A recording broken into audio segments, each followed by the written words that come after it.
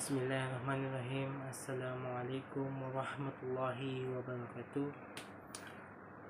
Perkenalkan, nama saya Sulfan Syawal. Saya dari Fakultas Manajemen Bisnis Syariah.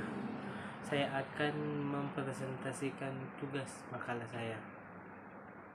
Pertama-tama, marilah kita memanjatkan puji syukur kita kepada Allah Subhanahu wa taala. Dengan rahmat dan karunia lah sehingga saya dapat menyelesaikan tugas makalah saya dengan judul menguasai penulisan yang tepat, unsur kata, serapan, dan penggunaan tanda baca. Makalah ini saya susun untuk memenuhi tugas mata kuliah bahasa Indonesia serta sebagai sarana bagi saya untuk memahami dan memperdalam mengenai penulisan yang baik dan benar sesuai kaidah ejaan bahasa Indonesia atau biasa disebut EBI.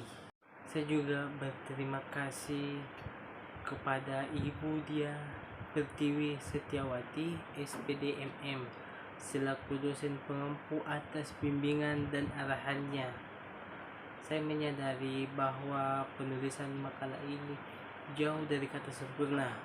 Oleh karena itu, kritik dan saran yang membangun dan menyempurnakan karya ini di masa mendatang. Semoga makalah ini dapat bermanfaat bagi para pembaca. Bab 1 itu ada pendahuluan. Yang pertama, latar belakang. Kemampuan menulis yang baik dan benar merupakan keterampilan penting dalam komunikasi. Penulisan yang tepat tidak hanya mencerminkan profesionalisme, tetapi juga mampu membaca, memahami pesan, dan efektif. Kesalahan dalam penulisan yang seringkali menyebabkan salah tafsir dan mengurangi kredibilitas penulis.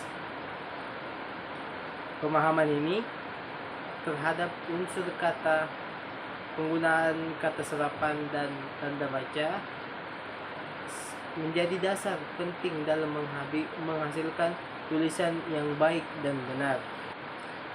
Yang kedua itu rumusan masalah. Apa yang dimaksud dengan unsur kata dan bagian strukturnya? Bagaimana penggunaan kata serapan yang benar dalam bahasa Indonesia? Apa saja fungsi dan kaidah penggunaan tanda baca? Di bagian yang ketiga itu tujuan penulisan. Yang pertama, menjelaskan struktur dan pembentukan kata dalam bahasa Indonesia. Yang kedua, menjelaskan kaidah penulisan kata serapan sesuai dengan EYD. Yang ketiga, menjelaskan fungsi serta penggunaan tanda baca dengan benar. Di bab 2 itu pembahasan. Bagian pertama, unsur kata.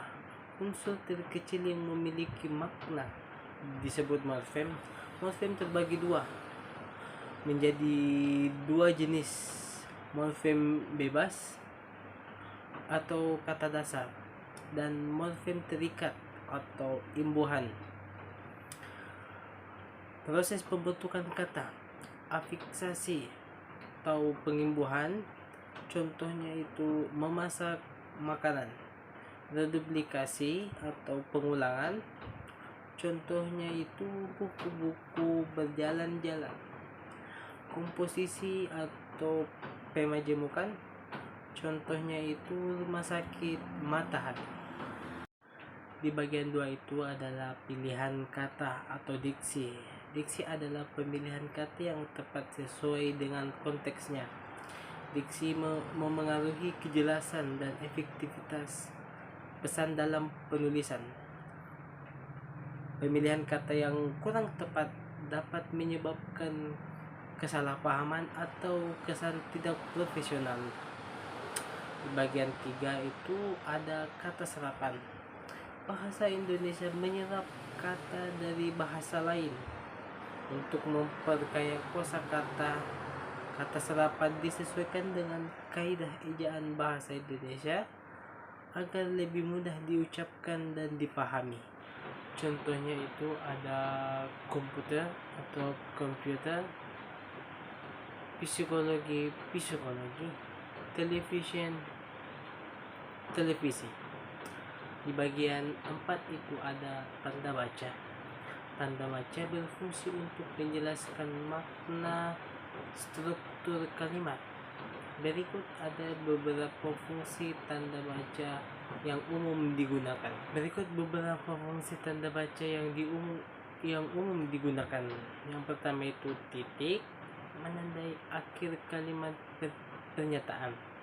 Koma itu untuk memastikan unsur sejenis atau anak kalimat.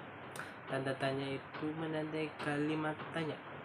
Tanda seru itu menandai kalimat perintah atau seruan. Titik 2 itu digunakan sebelum daftar atau penjelasan. Titik koma itu memisahkan dua kalimat yang berhubungan erat. Tanda hubung itu menyambung suku kata atau kata ulang. Tanda petik menandai kutipan langsung atau judul. Di bagian 5 itu ada studi kasus. Contohnya itu yang salahnya, saya suka membaca buku-buku baru. Yang benarnya itu, saya suka membaca buku-buku baru. Kesalahan umum seperti ini menunjukkan pentingnya penggunaan tanda baca yang tepat agar makna kalimat tidak berubah-ubah. Di bagian 6 itu ada tips dan trik. Yang pertama, perbanyak membaca untuk memperluas kosakata.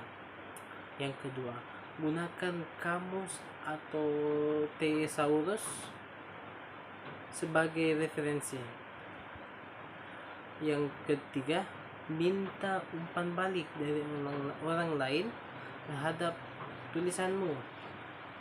Yang keempat, latihan menulis secara rutin untuk meningkatkan keterampilan. Bab 3 itu penutup.